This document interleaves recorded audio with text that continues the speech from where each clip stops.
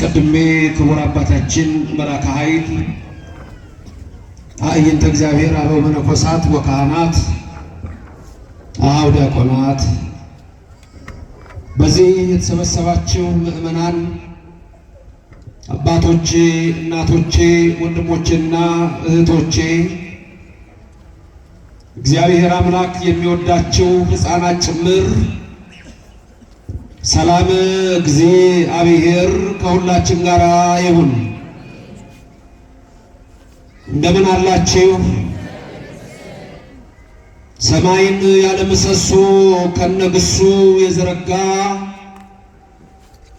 ምድርንም በውሃ ላይ ያለ ካስማ ከነልብሱ ያጸና ደመናን ያለ ድምፅ የሚመራው አየርን ሳይታይ የሚያስጉዘው የሰራዊት ጌታ እግዚአብሔር ከዘላለም እስከ ዘላለም ለስም አጠራሩ ክብር ምስጋና ይግባው። ረድኤተ እግዚአብሔርን አጋዥ በማድረግ ዛሬ በዚህ ቅዱስ ስፍራ የምንማማርበት የትምህርታችን ኃይለ ቃልና ርዕስ የቅዱስ ጴጥሮስ መልስ ሲሆን ይህም አንተ ውእቱ ክርስቶስ ወልደ እግዚአብሔር ሕያው፣ አንተ የሕያው እግዚአብሔር ልጅ ክርስቶስ ነህ በሚል ኃይለ ቃል ይሆናል። በዚህ ትምህርት ውስጥ ዛሬ የምትይዙት ነገር አንደኛ የኢትዮጵያ ኦርቶዶክስ ተዋሕዶ ቤተክርስቲያን ስለ ኢየሱስ ክርስቶስ ያላት እምነት፣ ሁለተኛ አይሁድ ስለ ኢየሱስ ክርስቶስ ያላቸው አስተሳሰብ፣ ሶስተኛ ካቶሊኮች ስለ ኢየሱስ ክርስቶስ ያላቸው እምነት፣ አራተኛ የፕሮቴስታንት እምነት ተከታዮችና መሰሎቻቸው ስለ ኢየሱስ ክርስቶስ ያላቸው እሳቤና እምነት፣ እንደዚሁም ደግሞ በመጨረሻው የእስልምና እምነት ተከታዮችና ቁርአን ስለ ኢየሱስ ክርስቶስ ያለው አመለካከት። በዚህ ትምህርት ውስጥ ደግሞ የአርዮስ፣ የንስጥሮስ፣ የመቅዶኒዎስ፣ የሰባሊዮስ፣ የአቡሊናሪዎስ፣ የኖስቲሲዝም፣ የነ አውጣኪ፣ የነ አርጌንስ አስተሳሰብ ይታያል። ለእኔ ምስጢሩን ለእናንተ ማስተዋሉን ይስጣችሁ። ይህ ቃል የሚሰማችሁ ሁሉ ሐሳብ ሕሊናችሁ በሰማያት ይኑር። ያላችሁበትን ስፍራም እወቁ። የጽድቅን ቃል ደስ የሚያሰኙ ጆሮዎች አድምጡ። አንድም እንኳ በዚህ ቅጽር የራሱን ወሬ የሚያወራ ሰው ከቶ አይሰማ፣ በእግዚአብሔር የተጠላ ነውና። ምድርን ባያት ጊዜ እንድትንቀጠቀጥ ለሚያደርጋት፣ ደሴቶችንም በባህር ልብ እንዲወሰዱ ለሚያደርገው ለእርሱ ለጌቶች ጌታ፣ ለአማልክት አምላክ፣ ለነገሥታት ንጉሥ፣ ለኃያላን ኃያል፣ ለክቡራን ክቡር፣ ለልዑላን ልዑል፣ ለቅዱሳን ቅዱስ አዶና እግዚአብሔር ሁላችሁም ልቦናችሁን አስማርኩ። አንተ ውእቱ መሲሕ ወልደ እግዚአብሔር ሕያው፣ አንተ ውእቱ ክርስቶስ ወልደ እግዚአብሔር ሕያው፣ አንተ የሕያው እግዚአብሔር ልጅ ክርስቶስ ነህ። ይልቁንም ይህ ትምህርት ዛሬ የሚሰጥበት መስከረም 21 ቀን የብዙኃን ማርያም ተብሎ በሚታወቀው በዚህ ዕለት አሁን የምነግራችሁን አስተሳሰብ ለማጽናት ብዙኃን ተሰብስበው በሐዋርያት መካከል የነበረች ቅድስተ ቅዱሳን ድንግል ማርያም በመካከላቸው እንድትሆን የልጇን የወዳጇን ማንነት ሊገልጹ የተሰበሰቡበት ታላቅ ቀን ዲያብሎስን ለማሳፈር የካህዲያንን አንደበት ለመዝጋት የተሰበሰቡበት ታላቅ ቅዱስ ዕለት፣ ይልቁንም ደግሞ ለኢትዮጵያውያን የኢየሱስ ክርስቶስ መስቀል በታላቁ ተራራ በግሸን ያረፈበት ዕለት ስለሆነ በሁሉም የእመቤታችን ቤተ ክርስቲያን ዛሬ በዓለ ክብር ተደርጎ ጠዋትም ዛሬም በዚህ መልኩ ውለናል። ትምህርቱ ይህንን ሁሉ የሚያነሳ ነው። የነቢያትን የሐዋርያትን የሊቃውንትን ጉባኤ የገለጸ የባረከ እግዚአብሔር ለእኔና ለእናንተም ይባርክልን። አሜን ላለ ይደረግለት። አሜን ላላልከው አንደበትን ለተቆጣጠረ ሰይጣን ካንተ ላይ ይፍታልህ። አሜን ያሉትን አሜን ይበልልን። ከአሜነ ሥላሴ አናውጥብን። አሜን ያላሉትን በጭንቅ ከሚያስብላችሁ በደግ ነገር አሜን ያስብላችሁ። አንተ ውእቱ ክርስቶስ ወልደ እግዚአብሔር ሕያው። ይህ ቃል የምታገኙት የማቴዎስ ወንጌል ምዕራፍ 16 ከቁጥር 13 ጀምሮ ያለውን በፊልጵስዩስ ዘቂሳርያ ኢየሱስ ክርስቶስ ስለ ራሱ ደቀ መዛሙርቱን የሌሎችንም የሰዎች አስተሳሰብ በጠየቀበት በዛ ክፍል ነው። በዚህ የመጽሐፍ ቅዱስ ክፍል ከአራቱ ወንጌላውያን አንዱ የሆነው ቅዱስ ማቴዎስ ሲጽፍ ቁጥር 13 ላይ እንዲህ ይላል፣ ወበጺሖ እግዚእ ኢየሱስ ብሔረ ቂሳርያ ዘፊልጶስ። ወደ ፊልጵስዩስ ዘቂሳርያ ወበጺሖ በደረሰ ጊዜ ኢየሱስ ክርስቶስ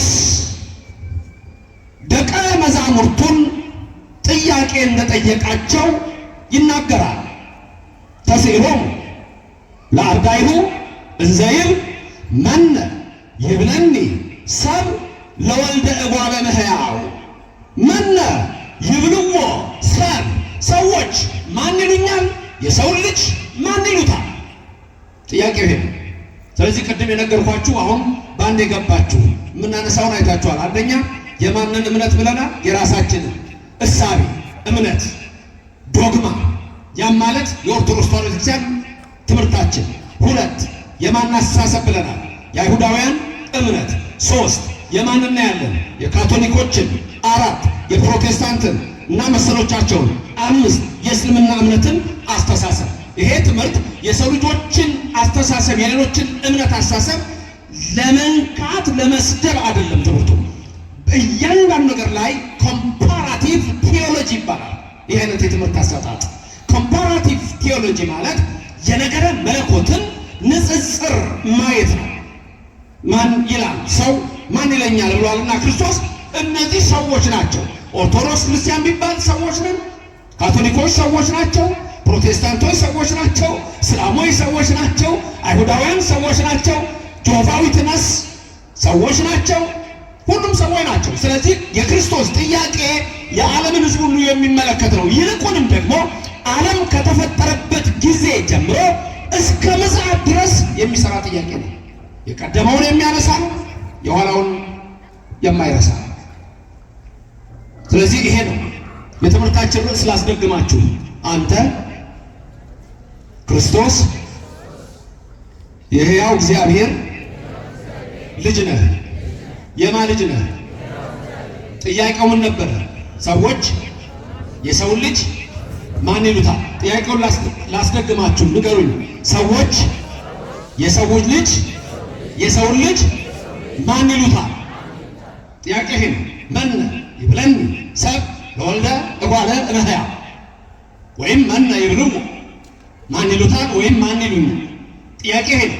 ክርስቶስ ባጭሩ የጠየቀው ጥያቄ እኔን ሰዎች ምን ብለው ያምኑኛል? ለዚህ ነው ቅድም የዘረዘርኳቸውን ያነሳውላችሁ። ሰዎች ማን ብለው ያምኑኛል? በዚህ ውስጥ በእርግጠኝነት የምነግራችሁ ማን ነው ከዘረዘርኳቸው በመጽሐፍ ቅዱስ የሚያምን?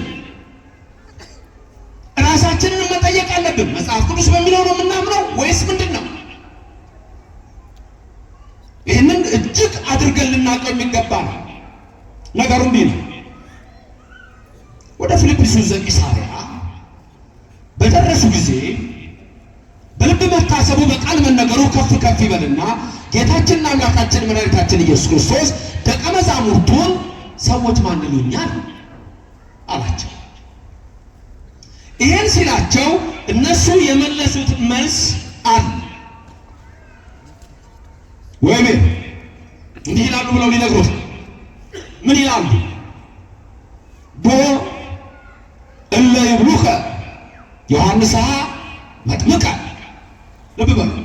ማን ይለዋል? መጥምቁ ዮሐንስ። ማን አሉት? ኢየሱስን። እየተነጋገር ነው የምንማማረው። ማን አሉት? ኢየሱስን። ማን ይሉሃሉ? መጥምቁ ዮሐንስ የሚሉ አሉ። ወካላን ይብሉከ ኤልያሳ። ሌሎች ደግሞ ማን ይሉሃል? ኤልያስ ይሉሃል። ሌሎቹስ? ጌታ ሆይ ሌሎቹ ደግሞ ወመንፈቆም እኩሌቶቹ ይብሉከ ኤርምያስ፣ ሌሎቹ ደግሞ ኤርምያስ ነው ይሉሃል። አንደኛ ማን ነው አሉት? አንደኛ ማን ነው ያሉት? ዮሐንስ መጥምቅ። ሁለተኛ ማን ነው አሉ? ኤልያስ። ሶስተኛ ደግሞ ማን አሉ? ግማሾቹ ወመንፈቆሙ ይብሉከ ኤርምያስ። ማን አሉት ደግሞ እኩሌቶቹ? ኤርምያስ። ሌሎቹስ ደግሞ ማን አሉ? አሉ ደግሞ ሌሎች። እነሱ ደግሞ ምን አሉ? ወእማ እኮ አሐዱ እምነቢያት ቀደምት፣ ከነቢያት ደግሞ ከቀደሙት ነቢያት አንዱ ነው ይሉሃል። ስንት መልስ ነው የሰጡት? አራት። አንደኛ ማን አሉ? ዮሐንስ። ሁለተኛ ማን አሉት? ኤልያስ። ሶስተኛ ማን አሉት? ኤርምያስ። አራተኛ ማን አሉት? ከቀደሙት ነቢያት። ልክ ናቸው። ኢየሱስ ዮሐንስ መጥምቅ ነው? ኢየሱስ ኤልያስ ነው? ኢየሱስ ኤርምያስ ነው? ከቀደሙት ነቢያት ያሉት ነቢያት ቀደምት የተባሉት ደግሞ ሊቀ ነቢያት ሙሴን ጨምሮ እነ ኢያሱ ናቸው። ነቢያት ዋና ዋና በሁለት ይከፈላሉ። በስንት? 15ቱ ነቢያትና 16ቱ ነቢያት። ስንቱና ስንቱ? 15ቱ ነቢያትና 16ቱ ነቢያት። ትምህርት እውቀት እንዴት ነው? ራቃችሁ እንዴ? ትምህርት ላይ እውቀት እየራቀ ነው ያለው እንዴ? በአሁኑ ሰዓት የድሮ ተማሪዎችና የአሁን ተማሪዎች ሳወዳድር ትንሽ ልዩነት እያየሁ ነው ያለሁት። ለምን እንደሆነ አላውቅም። ነቢያት በስንት ይከፈላሉ? በሁለት። ስንቱ ነቢያትና ስንቱ ነቢያት?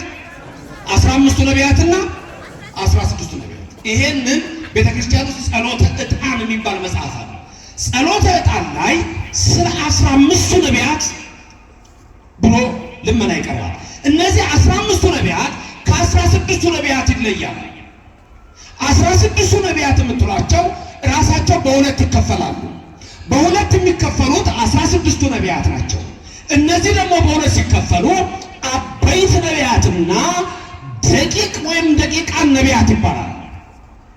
አበይት ነቢያትና ደቂቅ። በአማርኛ ከወሰድኩላችሁ ታላላቆች ነቢያትና አነስ ያሉ ነቢያት ወይም ንዑሳን ነቢያት። ለምንድን ነው ይሄ የተባለው? አንዱ ከአንዱ ይበልጣል ማለት ነው። አበይት ነቢያት እነማን እንደሆኑ ልንገራችሁ። ከኔ ቀጥለው የተናገሩ ኢሳይያስ፣ ኤርምያስ፣ ሕዝቅኤል፣ ዳንኤል። በረከታቸው በሁላችሁ ላይ ይደር፣ የልባቸው ሐሳብ ይፈጸም። እነሱን የመራ መንፈስ ቅዱስ እናንተንም ይምራ። ሌሎቹ 12 ደግሞ አሉ። እነዚህ መጽሐፍ የጻፉ ናቸው 16ቱ። ስለዚህ 15ቱ ነቢያትና 16ቱ ብዙ ሰው ግራ ስለሚገባው ነው ይሄን የነገርኳችሁ። መልካም። አሁን ለምሳሌ የኢየሱስ ክርስቶስ ሰዎች ማን ይሉኛል ብሎ በጠየቀ ጊዜ ስንት አይነት መልስን ያገኘነው? አራት። አንደኞቹ ማን አሉት? ዮሐንስ መጥምቅ። ሁለተኞቹ ማን አሉት? ኤልያስ። ሶስተኞቹ እነማን አሉት? ኤርምያስ። ሌሎቹ ደግሞ ምን አሉ? ከነቢያት አንድ። ሁሉም ልክ አይደሉም ነው? ልክ ናቸው። ምን ነው ሌሎቻችሁ ዝም አላችሁ? ልክ ናቸው? ልክ አይደሉም? መብታችሁ ነው የፈለጋችሁትን ማለት። አሁን ስለ ሰው ይሄን ተናገሩ። በነገራችን ላይ እነዚህ ሰዎች ይሄን ሲሉ ምልክት እያዩ ነው። ለምሳሌ ዮሐንስ መጥምቅ ነህ ያሉት ሰዎች ምኑን አይተው ነው? ንጽሕናውን አይተው ነው። ኢየሱስ ንጹሕ ነው። ክብርና ምስጋና ይግባው። እሱን አይተው ንጹሕ መሆኑን አይተው ኢየሱስ ክርስቶስን በዛ ዘመን የነበሩ ሰዎች ምን አሉ? ይህ ዮሐንስ መጥምቅ ነው አሉ። ኤልያስ ደግሞ ያሉት ኢየሱስ ክርስቶስ አብርሃምን አላሉ። ልብ በሉ። ያዕቆብን አላሉ። ዮሴፍን አላሉ። ይስሐቅን አላሉ። ምክንያቱም አብርሃም፣ ይስሐቅ፣ ያዕቆብ፣ ዮሴፍ እነዚህ ሁሉ ዳዊትንም አላሉ። እነዚህ ሁሉ ትዳር መስርተው በዚህ ዓለም ላይ የኖሩ ናቸው። ተመልከቱ። እነ ዳን ብራውን እንደሚቃዡት ግኖስቲኮች እንደሚስቱት ኢየሱስ ክርስቶስን በዚህ የሚያማው ማንም የለም አሉ አንዳንድ ክፍለ ሰዎች በዚህ ዘመን። ይሄን ደግሞ በግልጽ የምነግራችሁ ለምንድን ነው? በዚህ ርኩሰት ውስጥ ያሉ በተለይ በፕሮቴስታንቱ ዓለም ወደ መጨረሻው እያነበቡ ሲመጡ ወይ ወደ ክደት ወይ ፍጹም ወደ ተሳዳቢነት ወይም ወደ ኒው ኤጅ ሙቭመንት ነው የሚቀየሩት። ከዚህ በፊት አንድ ሰው ነግሮኛል። ኢየሱስ ክርስቶስን እንዲህ አይነት ነገር ብሎ ልብ በሉ። እዚህ ወንጌል ላይ እንኳን አብርሃምን አላሉትም፣ ይስሐቅን አላሉትም፣ ያዕቆብን አላሉትም፣ ዮሴፍን አላሉትም፣ ዳዊትን ሰሎሞንን አላሉትም። ምክንያቱም እነዚህ በምድር ላይ አግብተው ያሉ ናቸው። ዮሐንስ መጥምቅ አሉት ንጽሕናውን አይተው፣ ኤልያስን አሉት ድንግልናውን አይተው፣ ኤርምያስን አሉት ከእናቱ ማኅፀን የተመረጠ ቀደሱ ከመከርሰምከ የተባለ ቅዱስ ስለሆነ ይህንን አዩና፣ ወይም ደግሞ ከነቢያት አንዱ እንደገና መጥቶ ይሆን?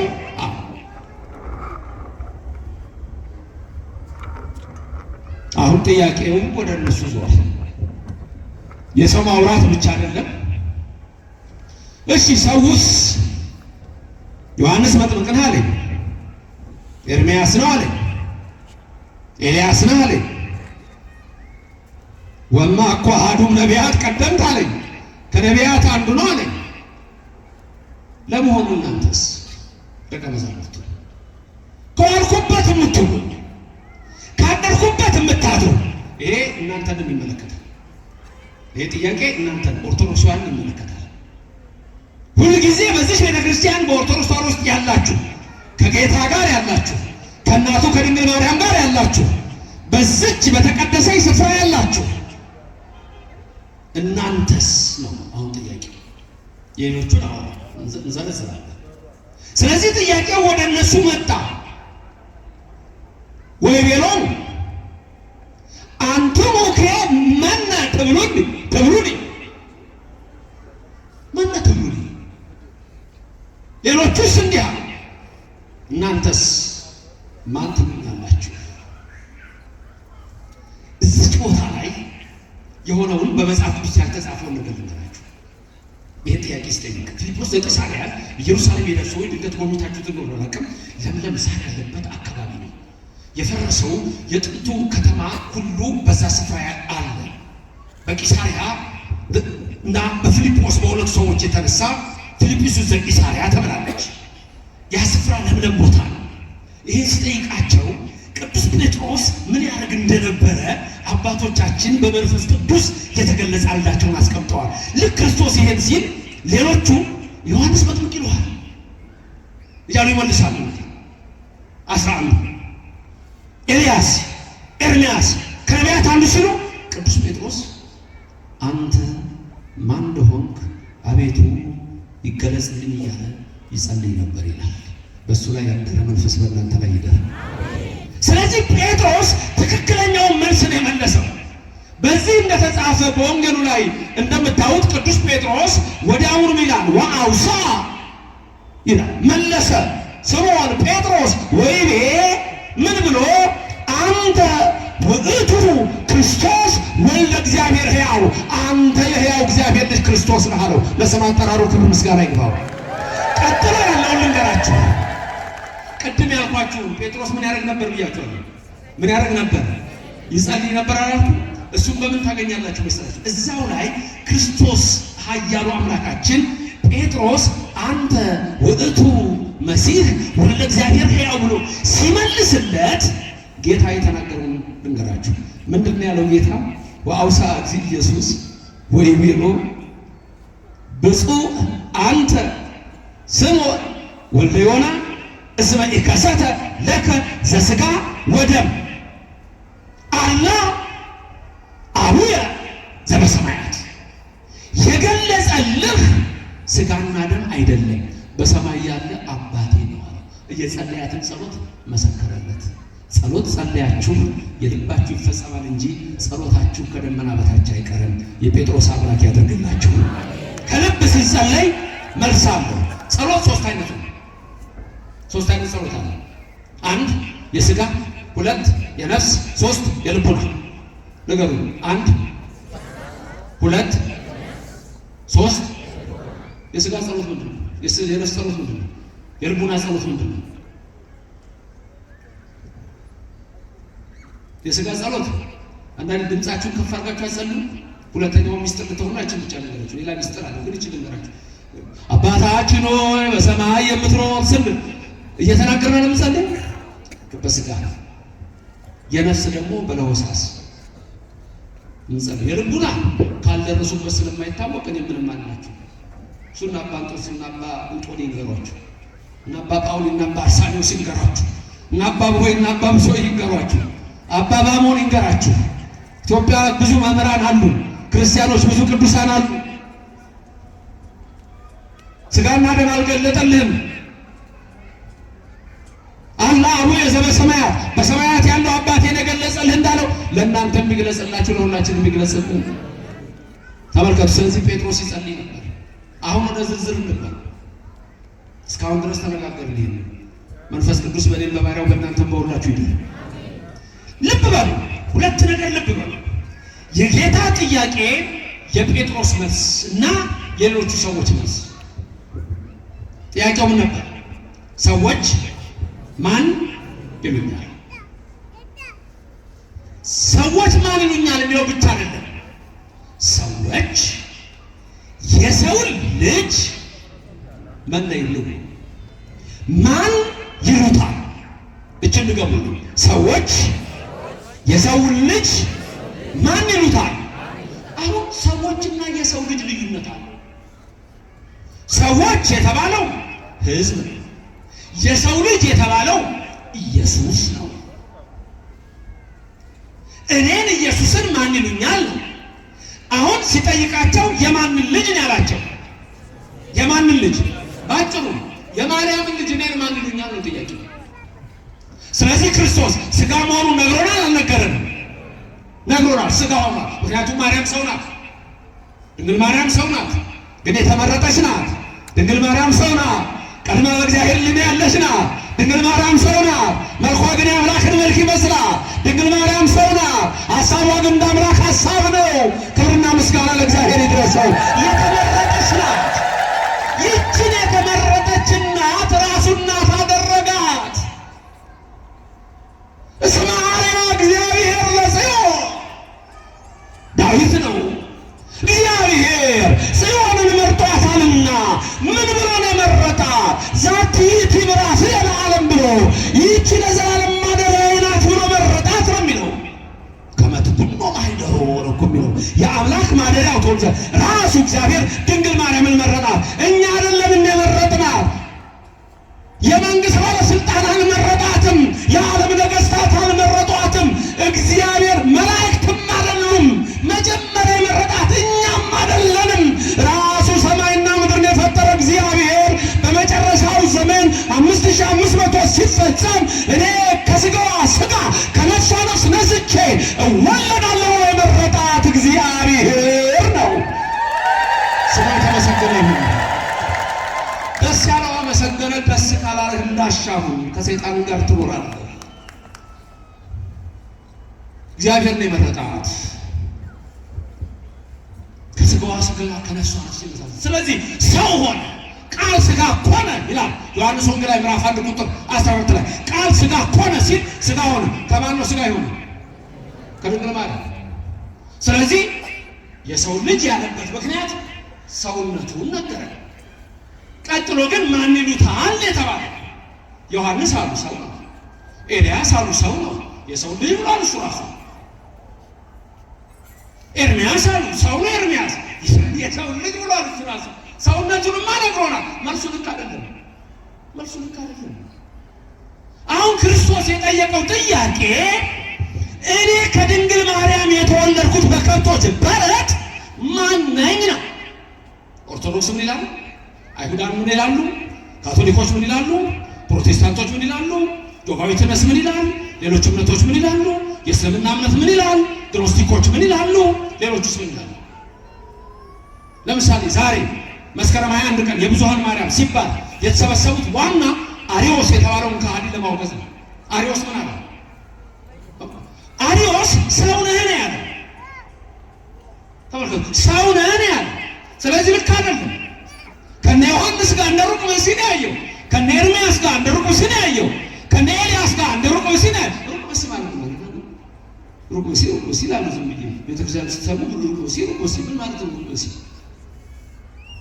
ማን ይነግረኛል? እዛ ያላችሁ ጻፉ። እዚህ በሚያስተላልፉላችሁ ወንድሞቻችሁ ጻፉላቸው መልስ ካላችሁ። ሩቅ ብእሲ ማለት ነው ማለት ነው።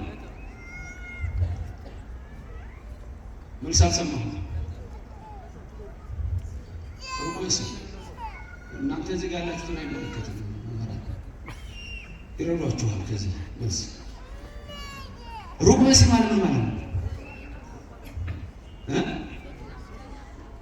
እናትና አባት ከእናትና አባት ሲወለድ ክርስቶስ እኮ በሰማይ አባት አለ፣ በምድር እኮ እናት አለ። መልከጼዴቅ አባት እናት የለውም ሲል እኮ ምሳሌ ኢየሩሳሌም ነው፣ እስራኤል ሀገር ነው አባት እናት የሌለው እንጂ ኢትዮጵያ ውስጥ እናትና አባት አለ መልከጼዴቅ። ዕብራውያን ምዕራፍ 7 ላይ በእግዚአብሔር ተመስሎ ለዘላለም ይኖራል አለ። ሩቅ ብእሲ ማለት አንተ ነህ። ሩቅ ብእሲ ማለት አንቺ ነሽ። ጥሩ ምን ማለት ነው? ሩቅ ብእሲ ማለት ሰው ብቻ አምላክነት የሌለው ሰው ብቻ። ገባችሁ? ካሁን በኋላ እስከ ዛሬ ስትማሩ እናታውቁ ደስ ሩቅ ብእሲ ማለት ሰው ብቻ። በቃ ሩቅ ብእሲ ማለት ካሁን በኋላ ስትሰሙ ገባችኋል? ሰው ብቻ። ስለዚህ ኢየሱስም ሰው ብቻ ስጋ ብቻ ያሉት ዮሐንስ ነው። ዮሐንስ አምላክ አይደለማ። ኤልያስ ነው። ኤልያስ አምላክ አይደለማ። ኤርምያስ አሉት። ኤርምያስ አምላክ አይደለማ። አሪዮስ ምን አለ? በመለኮቱ እሱ እኮ ተፈጥሮ ነው፣ ፈጥሮ ነው ዓለምን የፈጠረበት አለ። ስለዚህ የብዙኃን ማርያም ቀን ዛሬ 318 ሊቃውንት ተሰበሰቡ የአሪዮስን ክደት ሊያመክኑ። ሰዎች ማን ነው የሚያሉ? 318 ሊቃውንት ባጭሩ እናንተ የምትሉትን ነው የሚሉት። ማለትም የኦርቶዶክስ ተዋሕዶ ቤተክርስቲያን የምትለውን ነው የሚሉት። ቅድም የዘረዘርኩላችሁ ግን ባጭሩ ላምጣ። ለምሳሌ አይሁዳውያን ምን አሉ? እዚህ የተጻፈው ያኔ የነበሩ አይሁዳውያን ናቸው ቅድም መልስ የሰጡት። ዛሬ ያሉት አይሁዳውያን ደግሞ ኢየሱስ ክርስቶስን ለስም አጠራሩ ክብር ምስጋና ይግባውና ሐሰተኛ ነው ይሉታል። አይሁዳውያን ሌላ መሲህ ይመጣል ይላሉ። ይሄ እሱ ነው። ካቶሊኮች ሁለት ባህሪ ነው ይሉታል። የመለኮቱና ትስብእቱ አልተዋሃደም ይላሉ ካቶሊኮች፣ ግን አምላክ ይላል። ፕሮቴስታንት ከነሱ ደግሞ በጣም ዝቅ ይሉ ይወርዱና አማላጅ ነው ይላሉ። አንድ በሥላሴ እናምናለን ይላሉ። አብ ወልድ መንፈስ ቅዱስ በሥላሴ እናምናለን ይሉና ከዛ ተዋህዶ ላይ ሲመጡ ግን የሉበትም። አማላጅ ይሉና ሲጽፉ እንደገና ወደ አምላኬ አማልደኛ አሉ። ምን ያህል ርቀት እንዳለው ተመልከቱ። ጆባዊ ተነስ የአሪዮስን ትምህርት ነው የሚይዙት። ፍጡር ነው፣ ሰው ነው አሉ። ሎቱ ስብሐት ለስም አጠራሩ ክብር ምስጋና ይግባው። ግኖስቲኮች ደግሞ ግኖስቲክስ የሚባሉት በአሁኑ ሰዓት ኒው ኤጅ ሙቭመንት እየተባለ የመጣው ነው። ስለሱ ሰምታችኋል? ሎ ኦፍ አትራክሽን፣ ኒው ኤጅ ሙቭመንት፣ ኒው ቶትስ፣ ኒው ክርስቲያኒቲ ፎር ዘ ኒው ወርልድ ሰምታችኋል? እሱ አሁን የመጣሁት እንደውም እሱ መጽሐፍ የዛሬ ዓመት የጻፍኩትን አሁን ፐብሊሽ ሆኖ ጥቅምት 1 ቀን ላስመረቅ ነው የመጣሁት። ደግሞ አጋጣሚ በየሶሻል ሚዲያው መነጋገሪያው እሱ ነው። እነዚህ ሰዎች አስተሳሰባቸው ሰከንድ ሴንቸሪ ላይ የመጡ ከአጋንንት ጋር ህብረት የነበራቸው ኤሶቴሪክ የሚል ሚስቴሪየስ የሆነ ጥበብ ይገለጽልናል የሚሉ ሰዎች ናቸው። በርግብግቢት በቫይብሬሽን ያለህን ፍሪኩዌንሲ ማች ታረግና ወደ ሌላ ዓለም ትገባለህ ይላል። ወይም የቡዲዝም፣ የሂንዱይዝም፣ የጃይኒዝምን እምነት ያመጡና ሰው ወደ ኒርቫና ደረጃ ይደርሳል ይላል። እዛ ደረጃ ሲደርስ ራሱን ነው የሚገድለው፣ ነገራችን ራሱን ነው የሚያጠፋው። በዮጋ በሜዲቴሽን በማኒፌስቴሽን ይላል። እሱ የግኖስቲኮች አስተሳሰብ ነው። ባጭሩ ሲክሬት በተባለው መጽሐፍ እንደተጻፈው ምን ይለዋል? ኢየሱስ ፍሪኩዌንሲውን አስተካክሎ ቫይብሬት በማድረግ ወደ ሌላ ቻነል በመለወጥ የመጣ አዮን ጨረር ነው ይላል። በተለይ 72 ጨረሮች ይታወቃሉ። ከ72ቱ ጨረሮች ተፈንጥቆ የመጣው አንዱ ኢየሱስ ነው ይላል። ደሪኤት ሙቭመንት ይሄን ሌላ ነገር የለውም። ሰዎች ማን ይሉኛል? የሰው ልጅ ከባድ ጥያቄ ነው። የኢየሱስ ነው ኦርቶዶክስ አይደለም ያላችሁበት ነው። ኒዌት ሙቭመንት ግኖስቲክ ወንክ እድሜህ ከ70 ከ80 ምን ልትፈጥርበት ነው? ደረጃህን ብትጠብቅ አይሻልም? እንቁራሪ ዝሆንን አክላለሁ ብላ ነው አሁን አይሰጠጣ ነበር የማይሆን ነገር አንዳንዴ ይመስላችኋል። ዝሆንና እንደውም እንቁራሪት ድልድይ ተሻገሩ ይባላል። ዝሆንና እንቁራሪት ዝሆኑ ነቅነቅ ሲል ድልድዩ ጣጣጣጣ እንቁራሪት ቀናለችና ነቀነቅ ነው አለች።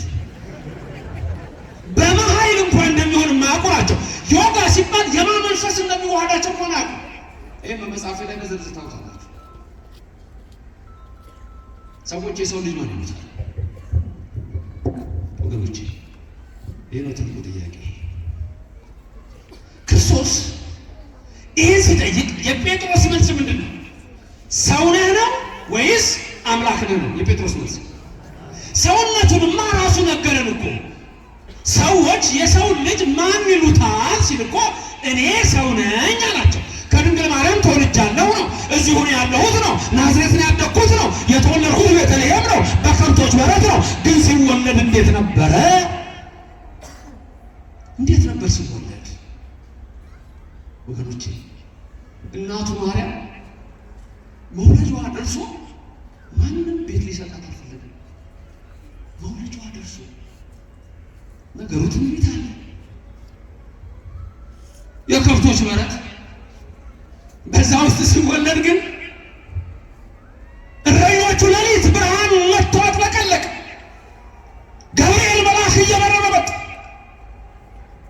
የምስራች ነው የምነግራችሁ፣ ደስ ይበላችሁ፣ ደስታ መድኃኒት ክርስቶስ ዛሬ በቤተልሔም ተወለደ አላቸው። እግዚአብሔር የገለጠልን እንዲህ ብለው ወደ በረቱ ሄዱ። ከሰማይ እሳታውያን መላእክት መጡ። ለማ ኢየሱስ ሲወለድ። ከዛስ በከብቶች በረት በአንድ ላይ ዘመሩ። ስብሐት ለእግዚአብሔር በሰማያት ወሰላም በምድር ስምረት። 2 ዓመት ሲሞላው ነገስታት መጡ። ለ2 ዓመት ሕፃን ሰማችሁ? ለስንት ዓመት ሕፃን? ስንት ነገስታት መጡ? 70 ሰገል። ስንት ነበሩ? የደረሱትን የተነሱትን ተዋቸው 12 ናቸው። 9 ቀርተዋል። ስንቶቹ ናቸው የደረሱት? 3ቱ። ምን ሰጡት? ምን ሰጡት? 1 ወርቅ። እንዴት ነው ነገሩ? ኧረ ምን ሰጡት? ሌላስ? ቅድም ኮርታችሁ ነው ይለካል መለሳችሁት። ጎበዞች፣ ጎበዝ ተማሪ ዝም ይላል መስሎሃል? አንዳንድ በእኛ ቤተክርስቲያን እኮ ሊቅ ለመባል ጸጥ ነው የሚሉት። ከተናገረ ስህተት እንዳይወጣበት ገና ለገና ጸጥ ሊቁ ይባላል። ከዛ አይሳር መናገር ነው። ስህተት ሞታ አንዳንድ ደግሞ ተረቦም ይችላል። አቤት እንዲህ አለ እኮ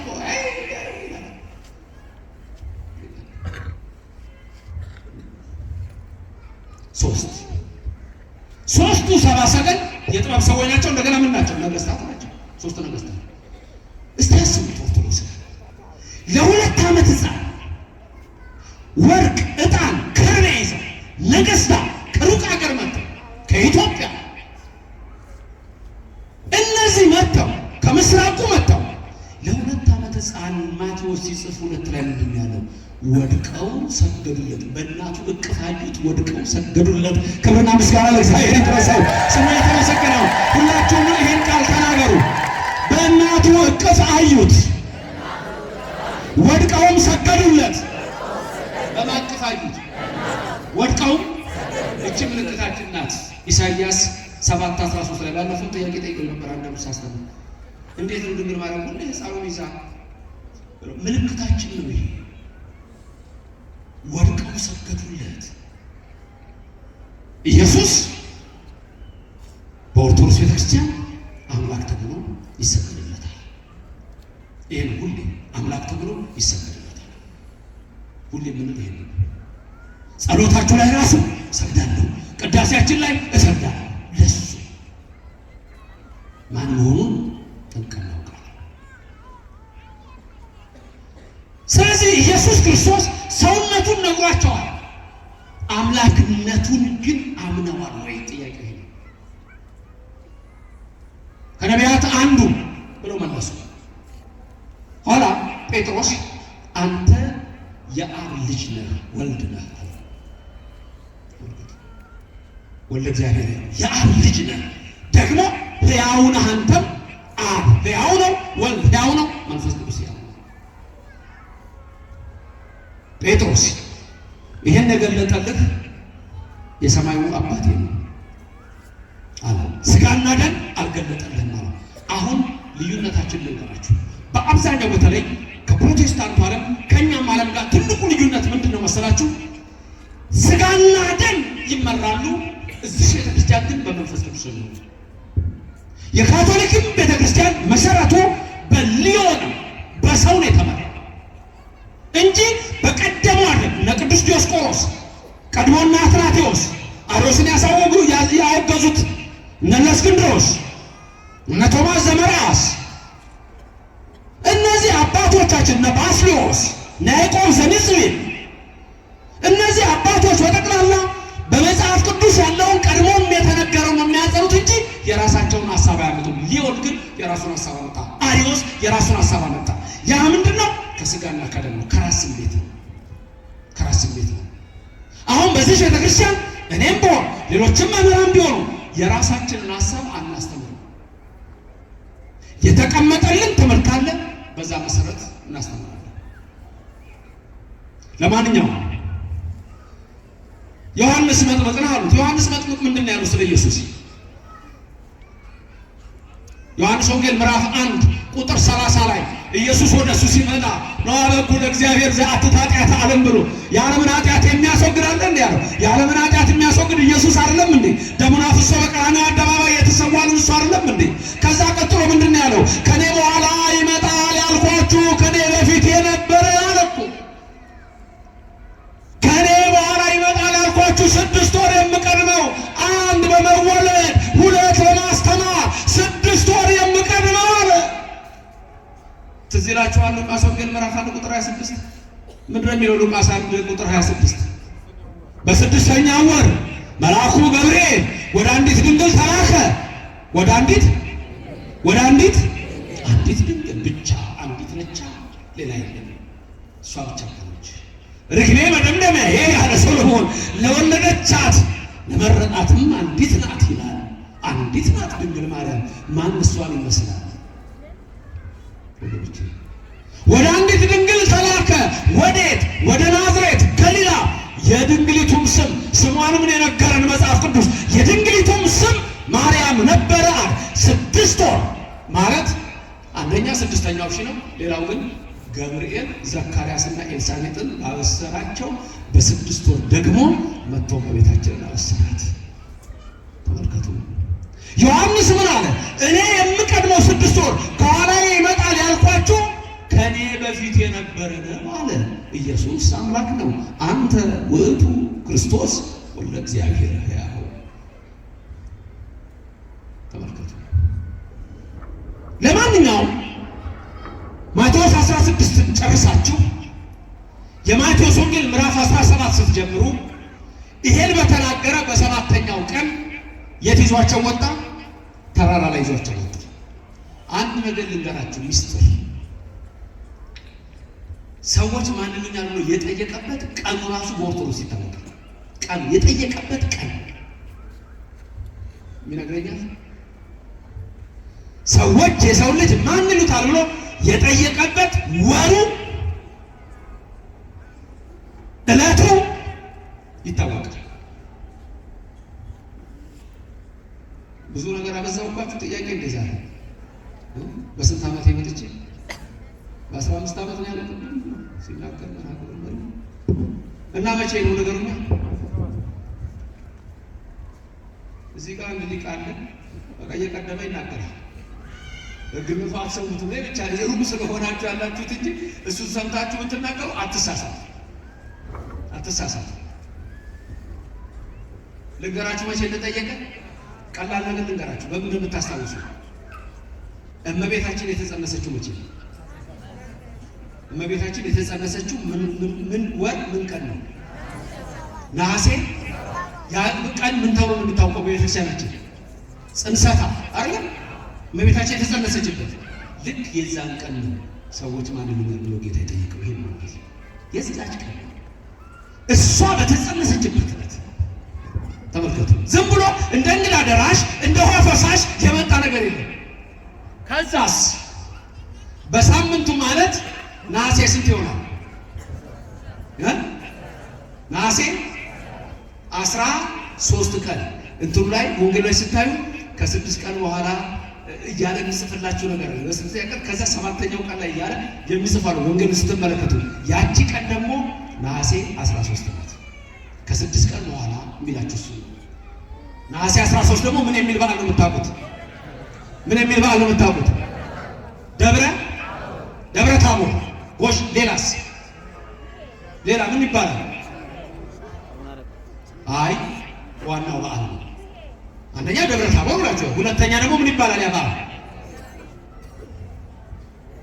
እኔ የማየው ወንዶቹ መልስ ይመልሱ ደግሞ በዚህ ነው ሴቶች እዛ ጋር ምንም የሚናገር የለም። አቤት ይገርማል። ባለውልማ በየወሩ ነው አብይ በዓል፣ የዓመት በዓል ደብረ ታቦር አላችሁ። ሌላ ስም የለውም እንዴ? ማመጣ ቅቤ ቀቡት። የቅቤ ነገር ሲወራ ክትፎም ትዝ ይላል። በቃ ይመጣልሃል። እንደዛ ነው ነገሩ እንዴ? ቡሄ ማለት ምን ማለት ነው? አሁን ሰምተሽ መላጣ ትለኛለች። ሰደብሽ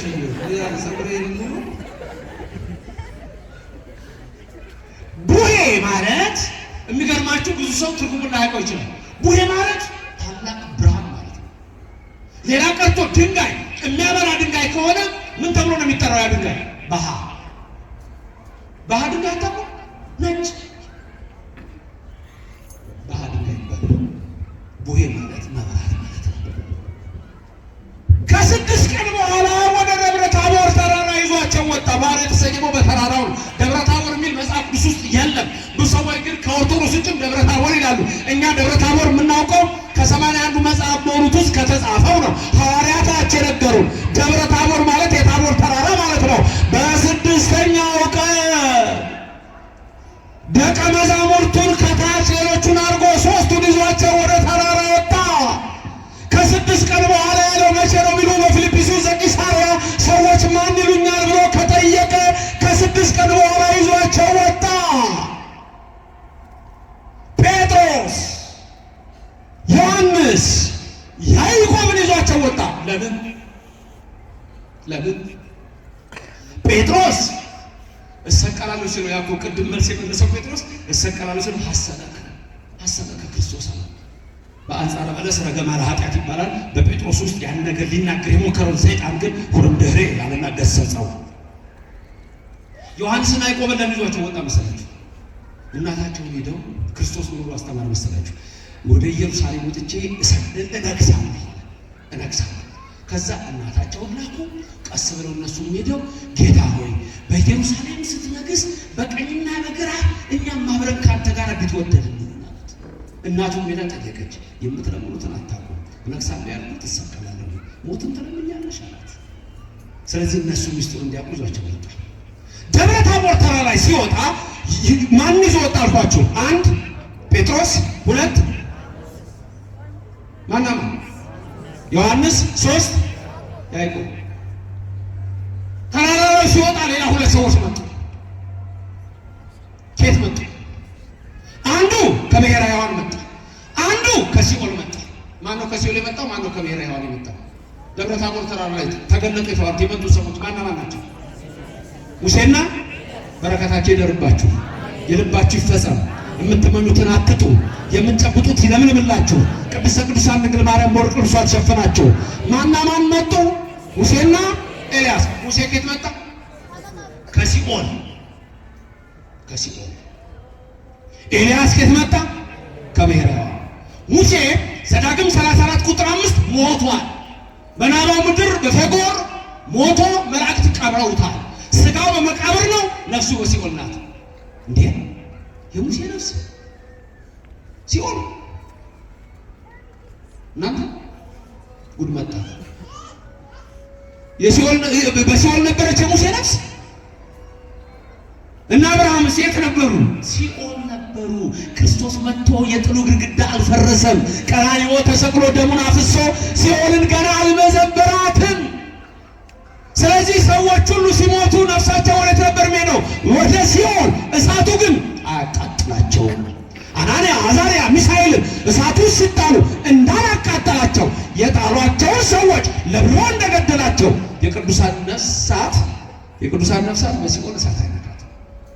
የነዌና የአልዓዛርን ታሪክ አታስታውሱ? ወደኛ ያላከው ገደላት ለበመሃል የሚለው ታሪክ እኔም እንደምታነበው አላውቅም። እንግዲህ መጽሐፍ ቅዱስ ካላነበባችሁ ክርስቲያን ሆኖ ኦርቶዶክስ ሆኖ መጽሐፍ ቅዱስ ያላነበበ ሰው የተበላሰ ሙሴ ከሲኦል ኤልያስ ሁለተኛ ነገሥት ምዕራፍ 2 አልሞተም። ኤልያስ ተወስዷል በእሳት ሰረገላ። ስለዚህ ሙሴና ኤልያስ መጡ። ኢየሱስ በመሃል ጴጥሮስ፣ ዮሐንስ፣ ያዕቆብ ከዛ ደግሞ በዚህ ማን አሉ? ሙሴና ኤልያስ። ቁጥራቸው ስንት ሆነ? 5 በኋላ ይነሳል። ከዛ ሙሴና ኤልያስ ይላል ማቴዎስ 17 ስታዩ፣ በሉቃስ 9 ስታዩ ሙሴና ኤልያስ ከኢየሱስ ጋር ተነጋገሩ። ጴጥሮስ፣ ዮሐንስ፣ ያዕቆብ እየሰሙ ነው። ምን ተነጋገሩት? ከኦርቶዶክስ ውጭ ማንኛውም ተነጋገሩ ይላል መጽሐፍ ነው። ተነጋገሩ። ምን ተነጋገሩ? በኢየሩሳሌም ስላለው ስለመውጣቱና ስለመውረዱ ይላል። ሌላ ነገር ግን የለም። ሙሴና ኤልያስ ምን ተነጋገሩ? ልንገራችሁ። በኦርቶዶክስ ቤተክርስቲያን ተጽፏል። የሌለው ሰው አሁን በቃ እንደዚህ ኦርቶዶክሶች ከየት ነው የሚያመጡት ይላል። የለውም እሱ እኛ አለው። ከአባቶቻችን ሲወርድ ሲዋረድ ሳትጠፋ ሳትሰረዝ ሳትደለዝ ርትዕት ሃይማኖት ከአብ ወርዳ ዛሬም አለች በዚህ ቤተክርስቲያን ያደረገን እግዚአብሔር ስሙ የተመሰገነ ይሁን።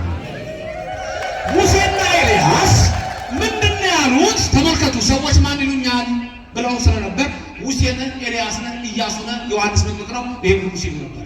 ስለዚህ ሙሴ መጣና የኔን የሙሴ አምላክ ማን ነው ሙሴ የሚልህ? ሙሴ ኦሪት ዘጸአት ምዕራፍ 33 ቁጥር 23 ላይ ኦሪት ዘጸአት ምዕራፍ 33 ቁጥር 23 ላይ እባክህ ፊትህን አሳየኝ አምላኬ ነው። እባክህ ፊትህን አሳየኝ። ሙሴ ፊቴን አይቶ በፊቴ የሚቆም ስለሌለ አንድ ስፍራ አዘጋጅቼልሃለሁ፣ በዛ በዓለቱ ላይ አቆምሃለሁ፣ ያኔ ጀርባዬን ታያለህ አለው። ከድንግል ማርያም ከሥጋዋ ሥጋ ከነፍሷ ነፍስ ነስቼ በዛ ተራራ ላይ ጠራና ታየኛለህ አለው። ዛሬ ሙሴ መጣ፣ በተራራ አናት ላይ ቆመ፣ እንዲህም ብሎ ተናገረ። የኔን የሙሴ አምላክ ማን ነው ሙሴ የሚልህ? እኔ ሙሴ ጠላት ብገድል፣ ባህር ብከፍል፣ ፈርዖንን ባሳፍር በአንተ እንጂ ነው ጌታዬ አለና ለኢየሱስ ክርስቶስ ሲሰግድለት ሲናገር፣ ኤልያስ ደግሞ የኔን የኤልያስ ጌታ ማን ነው ኤልያስ የሚልህ? እኔ ኤልያስ ሰማይ ብለጉም ዝናብ ባዘንብ እሳት ባወርድ በአንተ እንጂ እኮ ነው ጌታዬ ብሎ እነ ጴጥሮስ ይህን ይሰማሉ። የሙሴ አምላክ ነው ኢየሱስ፣ የኤልያስ አምላክ ነው ኢየሱስ፣ የጴጥሮስ አምላክ ነው ኢየሱስ፣ የዮሐንስ አምላክ ነው ኢየሱስ፣ የነቢያት የሐዋርያት አምላክ ነው የኔ እናንተ ኢየሱስ። እሱ ሰማይን የዘረጋው ነው፣ ለስም አጠራሩ ክብር ምስጋና ይግባው። ምድርን በኋላ ያጸናው ነው። ጌታ ብለን አናቆምም፣ የጌቶች ጌታ ነው። ሰማችሁኝ? ጌታ ብለን አናቆምም። የምን ጌታ ነው እሱ? የጌቶች የነገሥታት የአማልክት የቅዱሳን የልዑላን። ለተናገራችሁ ሁሉ ይድረስላችሁ። ያልተናገርከውን አንደበት ላለው ሰይጣን ይደረግ። ኢየሱስ ክርስቶስ በኦርቶዶክስ ተዋሕዶ ቤተክርስቲያን ይሄ ነው። ሙሴና ኤልያስ ደግሞ ልንገራችሁ። ሙሴ ምን ሆኗል ብያለሁ? ሞቷል። ኤልያስስ አልሞተም። ኢየሱስ ሁለቱን ለምን አመጣቸው? አብነት አድርጎ አንድ የሙታን አምላክ ነው፣ ሁለት የሕያዋን አምላክ ነው። ኢየሱስ ይሄ ነው። ኦርቶዶክሶች ማን ይሉታል? የጌቶች ጌታ። ኦርቶዶክስ ተዋሕዶ የኢትዮጵያዊቱ ቅድስት ቤተክርስቲያን ምን ትላለች? የነገስታት የአማልክት፣ ካቶሊክ ሁለት ባህሪ፣ አይሁድ ሐሰተኛ ነቢይ ለስም አጠራሩ ክብር ምስጋና ይሁን፣ ፕሮቴስታንት አማላጅ፣ ጆባዊ ዊትነስ ፍጡር፣ እስልምና ደግሞ አላህ አይወልድም አይወለድም አለቀ። ነቢያና ኢሳ ነው ይላል። በድንግልና ነው የተወለደ ይላል ቁርአን። ከድንግል ማርያም በድንግልና ነው የተወለደ ይላል። ከዛ አልሞተም ስምዖን ተሰቀለ ይላል። ደግሞ የሚገርመው በትንሣኤ ይመጣል እሱ ነው የሚፈርደው ይላል። ግራ የሚገባ ነገር። አንድ ቦታ ከአላህ በስተቀር ዝንብል እንኳን መፍጠር የሚችል የለም ይላል በቁርአን ላይ። ይህንን የእስልምና ሊቃውንት ሊነግሩን ይችላሉ፣ የበለጠ ሊያብራሩን ይችላሉ። አንድ ስፍራ ላይ ከአላህ በስተቀር ዝም እንኳን መፍጠር የሚችል ማንም የለም ይላል። እዛው ቁርአን ላይ ደግሞ ኢየሱስ ጭቃ እያደረገ ወፍ እየሰራ እፍ እያለ ይለቅ ነበር ይላል። ያኔ ሲመጡ የነብዩ መሐመድ ዘመኖች ከኢትዮጵያ መጽሐፍ ያገኙት ነው። 81 ሆኖ መጥተዋል። አንዴ ከዛ በኋላ ደግሞ መጥተዋል። የኢትዮጵያ እምነት ነው እዛ ውስጥ የምታዩት። እና ኢየሱስ ክርስቶስ አላህ ብቻ ነው ዝንብል እንኳን መፍጠር የሚችል ካሉ ጭቃ አድርጎ እፍ እያለ ወፍ ከፈጠረ ራሱ ቁርአን ይመሰክራል ኢየሱስ እግዚአብሔር ነው ማለት ነው። ግን እምነታቸው አይደለም። ስለዚህ በዛው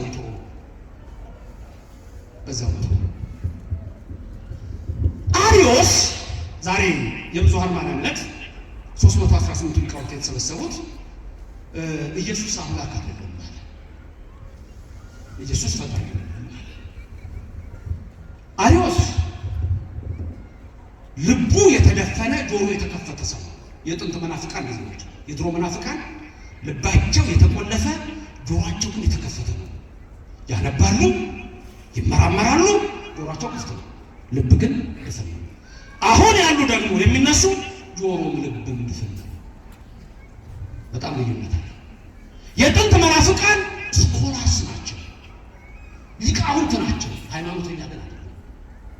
አሪዮስ እንዲህ ዝም ብሎ እንዳይመስላችሁ ሙሉ የአሪዮስ ጽሑፍ አውቀዋለሁ። ብዙ ጊዜ የሚጠቀሰው ምሳሌ 8:22 ላይ እንዲህ ብሎ አገኘ ጥበብ የመንገዱ መጀመሪያ አደረገኝ እሱ አለ። እሱ ዋናው በጣም ብዙ የሚፈላሰፍበት ነገር አለ። እና አትናቴዎስ ለእስክንድሮስ 318 ሊቃውንት በዛሬ ቀን ስብሰባ ጀምረው ዛሬ ተሰብስበው ሁሉም ገብተው ጸሎት አድርገው የአሪዮስ ትምህርት ክደት እንደሆነ የተመሰከረበት ነው። ደግሞ የሚገርማችሁ ኢየሱስ ክርስቶስ ራሱ ከ318 ሊቃውንት መሃል ነበር ይላል። እነዚህ 318 ሊቃውንት በጣም ብዙ መከራ የደረሰባቸው፣ እጃቸው እግሩ ያልተቆረጠ፣ ዓይኑ ያልፈረጠ፣ አንድ አካል ያልጎደለው አልነበረም። ስለ እምነታቸው ሲሆን ስለ ኦርቶዶክስ ተዋሕዶ ቤተክርስቲያን እነዛ ናቸው 318 ሊቃውንት። በረከታቸው በሁላችን ይደር። በእነሱ ላይ ያደረ መንፈስ ቅዱስ በእኛም ይደር። የሚገርማችሁ መሀላቸው ግን ኢየሱስ ክርስቶስ ቁጭ ብሎ ነበር። ቆስጠንጢኖስ እንደውም ገብቶ እንደ ሕፃን አየው እና ሲናገር ያየዋል። ቆስጠንጢኖስ ይገለጽለታል። ነገሩ እንደዚህ ሕፃን ነው ይላል። ክርስቶስ በመካከላቸው ስለነበር ሳታውቁት በቤታችሁ ይግባላችሁ፣ ስታውቁትም ይግባላችሁ። ክብርና ምስጋና ይሁን። ስለዚህ ዛሬ የአሪዮስ አስተሳሰብ ሰዎች ማን ይሉኛል ሲባል አሪዮስ የኢየሱስን አምላክነት ነው የካደው። ሰው ነው ያለው ልክ ዮሐንስና ኤልያስን እንዳሉት በዛ መንገድ። በእኛ ግን በኦርቶዶክስ ተዋሕዶ ቤተክርስቲያን እምነታችን አብ ወልድ መንፈስ ቅዱስ በስም በአካል በግብር በኩነት ሶስት በእዘዝ በአገዛዝ ይህን ዓለም በመፍጠር ፈጥሮ በማሳለፍ በፈቃድ በስምረት አንድ አምላክ ብለን የምናመልከው። ስለዚህ መበላለጥ የለም። አባ ሕርያቆስ በእመቤታችን ቅዳሴ ላይ ሰምታችሁት ከሆነ ዛሬ ምን ነበረ ይል የነበረ ወይም የሰለስቱ ምዕት ቅዳሴ ነው ዛሬ ተቀደሰው። የእመቤታችን ቅዳሴ ሲቀደስ አብ ወልድ መንፈስ ቅዱስ አይበላለጡም፣ አይተናነሱም። አብርሃም ይስሐቅን እንደሚያዘው አብ ወልድን አያዘው። ይስሐቅ ያዕቆብ እንደሚያዘው እንደሚበልጠው ወልድ መንፈስ ቅዱስ አብ ወልድ መንፈስ ቅዱስ ትክክል ናቸው ይላቸዋል። ለስም አጠራሩ ክብር ምስጋና ይሁን። ኦርቶዶክሳውያን ሁልጊዜ መገለጫችን ምንድነው? አንድ ነገር ሲሆን ወይ ምንደለግጥ ወይ ሰማይ መብረቅ ቢያደርግ ወይ የሆነ ነገር ቢሆን ምንድነው ሁልጊዜ የምንለው እኛ? በስመ አብ ወወልድ ወመንፈስ ቅዱስ። ማንን ነው የምንጠራው? አብን፣ ወልድን፣ መንፈስ ቅዱስን። ይሄን ስንል ደግሞ እግዚአብሔር ማለታችን። አሁን አሁን አንዳንድ ያለ ሰዎች ገንጥለው ኢየሱስን ብቻ የሚጠሩ ይኖራሉ። እነሱ የአቡነ መንፈስ ቅዱስ ሚስጥሩም ስለሌላቸው ኋላ ላይ በኢየሱስ ስም የሚሉ ሰዎች ሰበብ በኢየሱስ ስም ኃጢአት አለ። በኢየሱስ ስም ግን የኦርቶዶክሱ መገለጫ ምንድነው? አባቱም አይተውም የባህሪውቱ መንፈስ ቅዱስም አይተውም። በስመ አብ ወወልድ ወመንፈስ ቅዱስ ነው። ይሄ ነው ቅዳሴ ሲገባ በስመ ሥላሴ ነው የሚጀምረው። ቄሶቹ ዘርግቶ አሐዱ አምልኮ አብ ወልድ መንፈስ ቅዱስ ነው የሚያነሳው። አንዳንድ ሳታውቁት ባህል ራሱ ቀስ እያለ እየተሻተ ከዛ በኋላ ወደ ሌላው ልትሄድ ትችላለህ። የኛ መሰረታዊ ነገራችንን ካለመረዳት የሚመጡ ነገሮች አሉ። ሰዎች ማን ይሉኛል? ሰዎች የፈለጉትን ይላሉ። እናንተስ ማን ትላላችሁ? የኔና የእናንተ ጥያቄ ለደቀ መዛሙርቱ የቀረበው ጥያቄ ነው። ማን ትሉኛላችሁ? ጴጥሮስ መለሰ፣ አንተ ውእቱ ክርስቶስ ወልደ እግዚአብሔር ሕያው፣ አንተ የሕያው እግዚአብሔር ልጅ ክርስቶስ ነህ አለ። የሕያው እግዚአብሔር ልጅ ክርስቶስ ነህ። ሁለት ነገር ልብ በሉ፣ ሁለት ነገር ከኔ ቀጥላችሁ ተናገሩ። የእግዚአብሔር ልጅ፣ የሰው ልጅ፣ ሁለቱን ነገር ልብ በሉ። የእግዚአብሔር ልጅ፣ የሰው ልጅ። አንድ ጊዜ ጌታችን ኢየሱስ ሶስት ፈሪሳውያን ወደ እሱ መጡና ምን ይመስላችኋል ስለ ክርስቶስ አላቸው። ምን ይመስላችኋል ስለ ክርስቶስ? የማን ልጅ ነው አላቸው። ምን ይመስላችኋል? የማን ልጅ ነው? ከቅድሙ ጋር ተመሳሳይ ማቴዎስ ላይ ታገኙታላችሁ። በ22 ምዕራፍ ይመስለኛል። ስለ ክርስቶስ ምን ይመስላችኋል? የማን ልጅ ነው አላቸው። ሁሉም ምን ብለው መለሱ መሰላችሁ? የዳዊት ልጅ ነው። የዳዊት ልጅ ነው አላቸው። አዎ አሉ። የዳዊት ልጅ መሆኑን ታምናላችሁ አላቸው። አዎ አሉ። መሲህ የዳዊት ልጅ ነው የሚሆነው አሉ። ታዲያ ዳዊት እንዴት እንዲህ ብሎ ትንቢት ተናገረ? ይቤሎ እግዚእ ለእግዚእየ ንበር በየማንየ እስከ አገቦሙ ለጸላእትከ ታሕተ መክየደ ገሪከ። እንዴት እንዲህ አለ አላቸው። ምን ማለት ነው? ጌታዬን ና በቀኜ ተቀመጥ አለው ይላል። ይሄ ቃል ከኔ ቀጥላችሁ ተናገሩ።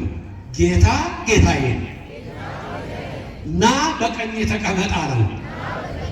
ማንም ስንት ጌታ ነው እዚህ ጋር የምታውቁት? አንተ ጌታዬ እንዲህ አለ። ማንም ጌታዬ።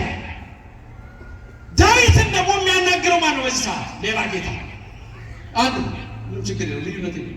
ማን ነው የሚያናግረው? መንፈስ ቅዱስ። ዳዊትን መንፈስ ቅዱስ አናገረው። ጌታ መንፈስ ቅዱስ ዳዊትን አናገረው። ጌታ መንፈስ ቅዱስ ዳዊትን ሲያናግረው ምን አየ? ጌታዬን ና በቀኜ ተቀመጥ ሲለው አየ። ጌታ መንፈስ ቅዱስ ዳዊትን አናገረው። ጌታዬን ና በቀኝ ተቀመጥ አለው ማለት ጌታዬ አብ ጌታዬ ወልድን ና በቀኝ ተቀመጥ አለው። በስጋ ልማድ በምን ልማድ? በቤታችሁ ሰው ሲመጣ ምን ትላላችሁ?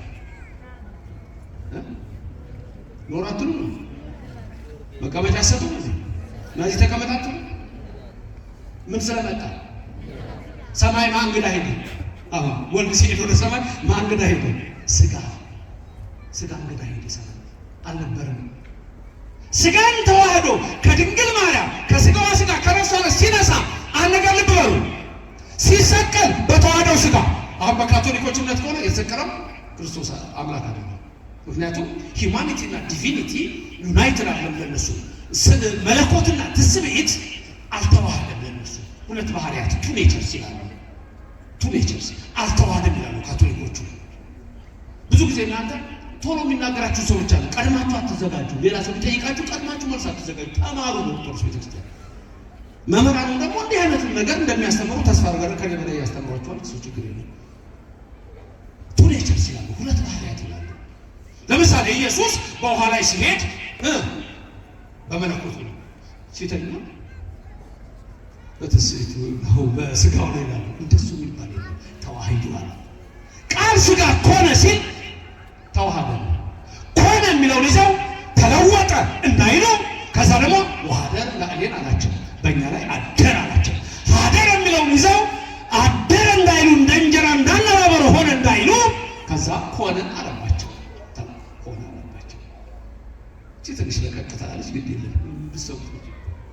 ሌላ ጊዜ ትማሩታላችሁ። ስለዚህ ዳዊት አባቱ ከሆነ እንዴት ጌታዬ ብሎ ጠራ አላቸው። መልሳቸው ዝም አለ። ምክንያቱም ከሰማይ የወረደው ኢየሱስ ከድንግል ማርያም የተወለደው እሱ ሰማይና ምድርን የፈጠረው ነው። ዮሐንስ ወንጌላዊ በምዕራፍ 1 ላይ የምታውቁት ሁሉ ጊዜ አንድ ጥቅስ አለ። በመጀመሪያ ማን ነበረ? ቃል በማዘን ነበረ፣ በእግዚአብሔር ዘንድ ሕልውና ነው። ቃል ምን ሆነ? ሥጋ ሆነ። ቃል ማን ነው? እግዚአብሔር ምን ሆነ? ሥጋ ሆነ። ለዚህ ነው ድንግል ማርያም ወላዲተ አምላክ የምትባለው፣ አምላክን ስለወለደች። ይህን ግን አሪዎስ፣ ንስጥሮስ፣ መቅዶንዮስ ካዱ። ወላዲተ አምላክ አትባልም ማለት እነዚህ ሰዎች ግራ ይገባቸዋል። ቶሎ ድንግል ማርያም ወላዲተ አምላክ የአምላክ እናት፣ ድንግል ማርያም ቤዛዊተ ኩሉ ዓለም የዓለም ቤዛ፣ ድንግል ማርያም የእመብርሃን ተብሎ እመብርሃን የብርሃን እናት። ኢየሱስ እኮ ነው ብርሃን። ኢየሱስ እኮ አምላክ እሱ እኮ ነው። ሁሌ የምንለው አለ። ከዚህ በፊት ብያችኋለሁ። አንድ ላይ ሆና ከዚህ አሁን የሚያዘኝ እፍረት ንጉሥን የሚያዘኝ አንድ ላይ የታለ ቅድም ሲዘምር የነበረ ድምፃዊ ነበር። ወረብ ንጉሥ ነበር። እፍረት ንጉሥ ኢየሱስ ክርስቶስ ንጉሥ ግን ወጥቶ ወደ ቃል ተሳሳተ ነው። ከማይስራኤል ኃጣዊ ነው በትምህርት ማለባችሁ ይሽታሉት በፍራት ንጉሥ ኢየሱስ ክርስቶስ አታውቁት ምናምን ንጉሥ ግን ወጥቶ ወንቀበ ትእዛዛቲሁ ከመ ይስራኤል ኃጣውኢነ። አታስቀድሱ። አሁን የእናንተ እኮ ነው የለው። ዲያቆኑ እኮ የተቆራረጡት እኮ ዲያቆኖቹ የእናንተ እኮ ስለሆነ ነው። እናንተ ናቸው ማለት ያለባችሁ። ይህ ነው እኮ ይበሉ ህዝብ እኮ ነው። እርግጥ ዲያቆኖቹም ዋና ለተባሪው ነው። ታውቁታላችሁ። ይህን ዜና ለብዙ ጊዜ ያስብለዋለሁ። እንደው ቅዳሴ ላይ ስለለመዳችሁት እኮ የለመዳችሁትን ማምጣት ነው። የምታውቁታላችሁ የላችሁ? አሁን ነው በስመ አብ ወወልድ ወመንፈስ ቅዱስ ጨርሼ። ይሄን አሜሪካ እኛ ቤተክርስቲያን ይሄንን ቪዲዮ ቀርጬ ያሳያችኋል። ይሄን ቀድሞ ይልሉት ታዲያ ምን የምትማሩት ምንድን የተማራችሁ? ምንድን ነው የምትዘምሩት? ምንድን ነው የምትሰሙት? ዋናው እኮ ይሄ ነው፣ ቅዳሴ ነው። ወቀስኳችሁ እንዴ ትንሽ? ኧረ ወቅሳለሁ ገና በደንብ አድርጌ የመጣሁት ለዚህ አይደለም እንዴ?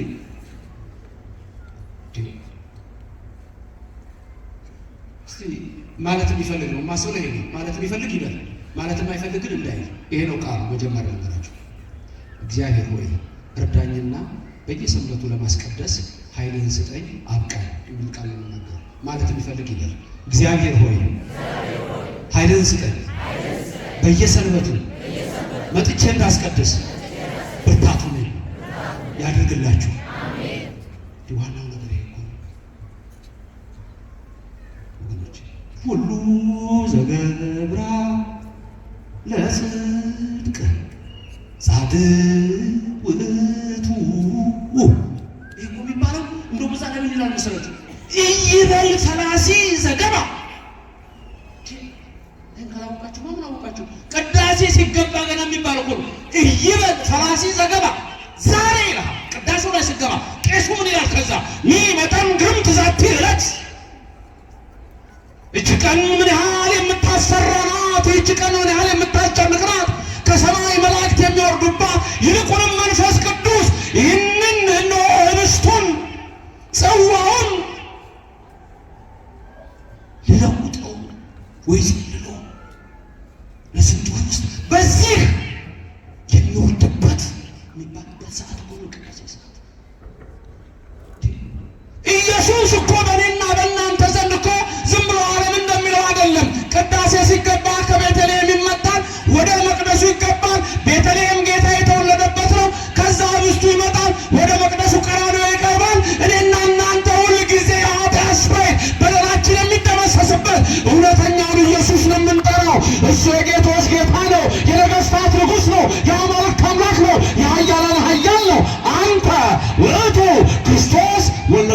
የእግዚአብሔር ልጅ ነህ፣ የድንግል ማርያም ልጅ ነህ። አሜን። ክብርና ምስጋና ይግባው። ይሄ ነው ልዩነታችን። ታዲያ በምን ታውቃላችሁ? ጠላታችሁን ዲያብሎስን ካላወቃችሁ፣ መናፍቃን የሚባሉትን ካላወቃችሁ። እንደው እኔ በጣም እየደነቀኝ ያለ ነገር አለ። መላካ በጣም ሊታሰብበት የሚገባ ሊቃውንት ቤተክርስቲያን እዚህ ሀገር በጣም ብዙ መምህራን የመናፍቃንን ስም ሁሉ በሊቅነት እያሉ በምን እያሉ ሰው ሲለማመድ አይተዋል። የመናፍቃን ስም ይጠራል። በትልቅ ተማሩ መምህራቸው ሰዎች እንዴት ተደርጎ ነው ለእምነት ጀሮም የሚጠቀሰው? እንዴት ተደርጎ ነው ለእምነት አርኬንስ የሚጠቀሰው? ኦሪጅን እና እንደውም እነሱ ምንጠራቸው አሪዮስ በልጣቸዋል በእውቀት ግን አሪዮስ እንዳለው ተብሎ ይጠቀሳል በሊቅነት። ወዴት እየሄድን ነው? ብቻ ለዛሬ ነግራችሁ ፈለኩት መሰላችሁ። ኢየሱስ የአብ ልጅ ነው፣ ኢየሱስ የድንግል ማርያም ልጅ ነው። ይሄን ይዛችሁ ከሄዳችሁ ይበቃችኋል። ክብር ምስጋና ይግባው። አሁን ይሄ ማለት ምን ማለት ነው? ትምህርቴን ላጠቃላይ። ይሄ ማለት ምን ማለት ነው? ኢየሱስ ክርስቶስ ወልድ ከአብ የተወለደ ነው። ኢየሱስ ድንግል ማርያም ስትወልደው አይደለም የመጣው። ድንግል ማርያም ስትወልደው ስሙን ኢየሱስ ያለችው ቀድሞ ከአብ የተወለደው እሱ ራሱ እግዚአብሔር ነው። የእግዚአብሔር ልጅ የሚባለው በዛ ነው። የሰው ልጅ የሚባለው ደግሞ ከቅድስተ ቅዱሳን ከድንግል ማርያም ስለተወለደ ነው። ይሄ ነው። ስለዚህ ወንጌል ስታነቡ አንድ ጊዜ የሰው ልጅ አንድ ጊዜ እግዚአብሔር ልጅ የሚል ስታገኙ በዚህ መንገድ ነው የምትረዱት። ቀድሞ አውሮፓ ቀድሞ ያለውን ታሪክ አያውቅም። ጣዖት አምላኪ ነበር። ቅርባችን ያሉ ሀገሮች እንደ ግብፅ የመሳሰሉ ሀገሮች ሁሉ ጣዖት አምላኪ ነበሩ። ኢትዮጵያ ግን ዓለም ከተፈጠረበት ጀምሮ እግዚአብሔርን የምታመልክ ሀገር ናት። ትንቢቱ ሁሉ ከአባቶቻችን ሲወርድ የመጣ። ስለዚህ ስለ ኢየሱስ ያለን እኛ እምነታችን ምንድነው? ኢየሱስ አምላክ ነው። ኢየሱስ ወልድ ከድንግል ማርያም ከተወለደ በኋላ ሁለት አካላት አይባልም። እንደ ካቶሊክ ሁለት አካላት እንኳን አይሉም። ሁለት ባህሪያት አይባልም። እንደ አሪዮስ ፍጡር አይባልም። እንደ ማርቲን ሉተር እንደ ሪፎርሜሽን እንደ ፕሮቴስታንት አማራጭ አይባልም። እኛ ምንለው አንድ የጥሉን ግድግዳ አፍርሶ እኛን ሁላችንን ወደ መንግስቱ አግብቶናል የምንለው ከዛ በኋላ እንደገና እሱ አንሶ ከአብ ወይ ከመንፈስ ቅዱስ አንሶ የሚማልድበት ነገር የለም። በኦርቶዶክስ ክርስቲያን አምላክ ከሰማይ ወረደ፣ አምላክ ሰው ሆነ ከድንግል ማርያም። ይሄም እኔና እናንተን ከመከራ ሊያወጣን ነው። ስሙ የተመሰገነ ይሁን። ስሙ የተመሰገነ ይሁን። ስሙ የተመሰገነ ይሁን። ተመልከቱ። ያን ሁሌ የምናስበው ቅዳሴ ላይ የለም። ዲያቆኑ ብዙ ጊዜ የሚያዜመው ዜማ ምን ይላል? ሁልጊዜ ብዙ ጊዜ ዲያቆኑ የሚያዜመው ዜማ ምን የሚል ዜማ ይመስላችኋል? ተደጋጋሚ በትንሹ 13 ጊዜ 12 ጊዜ ልትሰሙት የምትችሉት ተንሱ ሁላችሁም ታውቃላችሁ አይደል? ተንሱ እናንተ መልሳችሁ ምንድን ነው? እግዚኦ። ከዛ ቄሱ ይላል እጁን ዘርግቶ ሰላም ለኩልክሙ ይላል። ከዛ እናንተ ተራሩ እናንተ ደግሞ ምን ትላላችሁ? ምስለ ቤተክርስቲያን የምትመጡት ምን ለማድረግ ነው? እሑድ ጠዋት ንገሩኝ። ምን ለማድረግ ነው እሑድ ጠዋት የምትመጡት? ለማስቀደስ ነው ለመቀደስ? ለማስቀደስ ወይስ ለመቀደስ ነው የምትመጡት? ሁለቱንም ነው የምታደርጉት እናንተ አታውቁም። ቀድሳችሁ እኮ ነው የምትሄዱት። አስቀድሳችሁ ነው የምትሄዱት። አስቀደስኩ የምትሉት መጀመሪያ ዘቢብ፣ ዕጣን፣ ሙጋት የመገበሪያውን እህል ይዛችሁ ስትመጡ ጧፉን፣ ሻማውን፣ መጽሐፍቱን እየገዛችሁ ስትመጡ ጸሎት ይደረግላችኋል። ያ ታስቀድሳላችሁ። ሁለት ማስቀደስ ሰውነታችሁን ሁሉ ታስባርካላችሁ። በካህኑ ሁሉ ትባረካላችሁ። ስጋውና ደግሞ ትቀበላላችሁ። ተቀደሳችሁ። ቀደሳችሁ ማለት ደግሞ ቅዳሴ 3 ክፍል ነው ያለው። የቅዳሴ መጽሐፍ 3 ክፍል አለ። አንድ ይዲ በሉ ከኔ ቀጠላችሁ። ይዲ ፊደልና ከዛ ነጥብ ዲ ይዲ ይበል ዲያቆን ምናል ይበል ዲያቆን። እኔ ከስብከት ይልቅ ወደ ትምህርቱ አደላለሁ። ሁሉንም እከላከላለሁ። ይበል ዲያቆን ቀጥሎ ደግሞ ይካ ይላል። እሱ ደግሞ ይካ በሉ ይበል ካህን። አሁን ዲያቆኑን አያችሁ ይቀድሳል። ይበል ካህን አላችሁ መልአከ ኃይል ይቀድሳል። ከዛ ቀጠላችሁ ደግሞ ይህ ይላል። ይበል ሕዝብ ወይም ይበሉ ሕዝብ፣ ይበሉ ሕዝብ በሉ እስቲ። ታዲያ እናንተ አልቀደሳችሁም ነበር? ዲያቆኑ ምን ይላል? ተንሥኡ ለጸሎት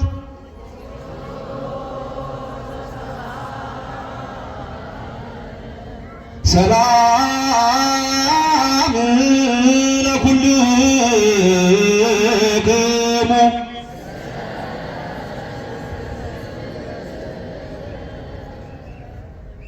ዛሬ እኮ በዓል ነው ብዬ ነው እዚህ ያደረኩት። አንተ ምንድን ነው በዚህ የምታደርገው? ተመልከቱ አሁን ምን እንዳለ። አሁን ሁል ጊዜ ምን ነው ማለት መጀመሪያ ተንሥኡ ለጸሎት፣ ተንሥኡ ለጸሎት። ጸሎታችሁን የት እንደቆማችሁ ልብ በሉ ነው። የትም ሀሳብ እንዳይባክን ነው። አሁን የማይገባቸው ኦርቶዶክስ ውስጥ ማሰላሰል ወይም መንፈስን መግዛት፣ እኛ ጋር መንፈስ መግዛት ያለው የቡዲዝምን ሜዲቴሽን እና ማኒፌስቴሽን አልመጣም። የራሳችን ተንሥኡ ለጸሎት ሲል ተነቃለ ጸሎት ላይ ያለው ሀሳብ ከእግዚአብሔር ጋር ነው። ተንሥኡ ለጸሎት ያለው ዲያቆኑ ቀኔ ከተራችሁ ነገራችሁ። ተንሥኡ ለጸሎት ያለው ዲያቆኑ የአዳም ምሳሌ ነው። ሰላም ለኩልክሙ ያለው ቄሱ የኢየሱስ ምሳሌ ነው። እግዚኦ ተሳሃለነ ምስለ መንፈስከ ያሉት ደግሞ የሁሉም ነፍሳት ምሳሌ ናቸው። ጨረሱ። ዲያቆኑ የማን ምሳሌ ነው? ሰላም ለቀራንዮት ከመልአከ ኃይል ደገሙላቸው። አልገባቸውም። ሰላም ለቀራንዮት ከደገሙ መልካ ኢየሱስ እውቀት ሁሉ ተሰብስቦ እኮ ልቡና ውስጥ ነው የሚገባው። ለዘመናዊ ትምህርትም ሆነ ለቤተክርስቲያን ትምህርት መልካ ኢየሱስ መድገም አለባቸው። ሰላም ለቀራንዮት ከሞሱ ነው የሚናገሩ። የመልካ ኢየሱስ ደግሞ ብትፈልጉ ትምህርት ዲያቆናት፣ ሕፃናት መልካ ኢየሱስ ድገሙ። መልካ ኢየሱስ እኮ ሚስጥሩ ነው እያወጣ ይችላል። አሁን ተናግሬ እንዴት ይሆናል? ለድገሙ እናንተ ስሳ ቤታችሁ ናችሁ ያላችሁ መልስ እየሰጣችሁ እዚህ የምትከታተሉት በሶሻል ሚዲያ። ተንሥኡ ለጸሎት ያለው የአዳም ምሳሌ፣ እግዚኦ ተሳሃለነ የሚሉት የነፍሳት ምሳሌ፣ ሰላም ለኩልክሙ የሚለው ቄስ የኢየሱስ ምሳሌ። ተንሥኡ ለጸሎት የሚለው የማን ምሳሌ? አቤት የአዳም። ምስለ እግዚኦ ተሳሃለና ምስለ መንፈስከ የሚሉት ደግሞ የማን ምሳሌ ናቸው? የማን? የነፍሳት ማለት የሰዎች እናንተ። ሰላም ለኩልክሙ የሚለው ቄስ የማን ምሳሌ ነው? የኢየሱስ። ባጭሩ ልንገራችሁ። በዕለት ኅሪት ሰማዕኩከ ይላል። ዕለተ ዓርብ ናት። አስቀድሞ እግዚአብሔር ለአዳም ቃል ገብቶለታል። በሐሙስ ዕለት ወበመንፈቃ ዕለት ትወለድ ወለተ ወለትከ ብሎታል። ከ5 ቀን ተኩል በኋላ ከልጅ ልጅ አለው ከድንግል ማርያም ተወልጄ አድንሃለሁ ብሎ ቃል ገባለት። 5 ቀን ተኩል የተባለው 5500 ዘመን። ያቺ ዕለት አዳም በሲኦል ነው ይጠብቃታል ከልጆቹ ጋር።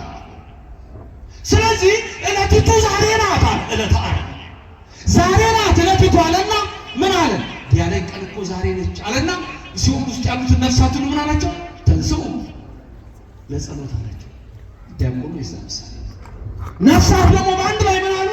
እግዚኦ በአማርኛ አቤቱ አቤቱ ይቅር በለን። ከዛ ቄሱ እጁን ዘርግቶ ምንድን ነው ያለው? ሰላም ለኩልክሙ። ከዛ ልክ ይሄን ሲሉ ኢየሱስ ሲኦልን መዝብሮ ደሙን አሳይቶ እጁን አሳይቶ ያን ደም አሳይቶ ሲኦልን መዘበረና አስታረኳችሁ ከባህሪ አባቴ ከአብ ከባህሪ ሕይወቴ ከመንፈስ ቅዱስ ከኔ ጋር አስታረኳችሁ አለና ውጡ ከሲኦል አለና እጁን አሳያቸው። ክብርና ምስጋና ለስሙ ይድረስ። ተመልከቱ። ከዛ የነፍሳት ምሳሌ ሆናችሁት እናንተ ደግሞ ምን አላችሁ? ሰላም ለኩልክሙ ስትባሉ ምስለ መንፈስከ ከመንፈስ ጋር የሚለው ሊትራል ትራንስሌሽን ሊትራል ቀጥታ ትርጉም ነው። የአሊጎሪካል ትራንስሌሽኑ ግን ሚስጥሩ አንድምታ ትርጉም አለ፣ ሚስጥር አለ። ትርጉም ምስለ መንፈስከ ማለት ትርጉም ሊትራል ትራንስሌሽን ከመንፈስ ጋር አሊጎሪካል ሚስጥር፣ አሊጎሪካል ትራንስሌሽን ሚስጥር የሚባለው ደግሞ እንደ ቃልህ ይደረግልን። ስለዚህ ምን አላችሁ እናንተ? እንደ ቃልህ ይደረግልን ብላችሁ ከየት ወጣችሁ? ከሲኦል ወጣችሁ ገነት ገባችሁ። ሁላችንም ቤታችን ገነት ነው። ክብርና ምስጋና ለእግዚአብሔር ይድረሰው። አንተ ውእቱ ክርስቶስ ወልደ እግዚአብሔር ሕያው፣ አንተ ሕያው እግዚአብሔር ልጅ ክርስቶስ ነህ። ዓለም የሚድነው አንተ ነው። ደምን አፍስሰህ የምታድን አንተ ነህ። ቀድሞ ሙሴ ቀድሞ አብርሃምን ቀድሞ አዳምን ቃል የገባላቸው አንተ ነህ። በከብቶች በረት ብትወለድ እኛ አንንቅም፣ እንደ አይሁድ አንንቅም፣ እንደ ኢሳይያስ ግን እንልሃለን። አዎ ባየነው ጊዜ ደም ግባት የለውም አሉ ዘመዶች ያለ አንተ ግን አምላክ ማነው ያስተዋለው ከትውልዱ? በቀራንዮ አደባባይ ደምህን አፍስሰህ የምታድን አንተ ነህ እያሉ ነቢያት ተናገሩ። ቅዱሳን መላእክት በፊቱ ሲንበረከኩ በፊቱ ሲሰግዱ በሁለት ክንፋቸው ፊታቸውን ሸፍነው በሁለት ክንፋቸው እግራቸውን ሸፍነው በሁለት ክንፋቸው ይበራሉ አለ ኢሳይያስ 6:3 ላይ። እንዲህ ማለት ምን ማለት ነው? ዓለምን በመስቀል ተሰቅለህ እንዴት ታድነዋለህ ሲሉ ነው። በመስቀል የተሰቀለው የድንግል ማርያም ልጅ እሱ የእግዚአብሔር ልጅ ነው። በቀራንዮ አደባባይ ደሙን ያፈሰሰው እሱ የእግዚአብሔር አብ ልጅ ወልድ ከድንግል ማርያም የተወለደው ኢየሱስ ነው። ተዋህዶ የምንለው ይሄንን ነው። እንደ አይሁድ አንክደውም፣ እንደ ሌሎቹ ሐዋርያት አንለውም፣ እንደ ሌሎቹም አማላጅ አንለውም፣ እንደ ሌሎቹም ፍጡር አንለውም።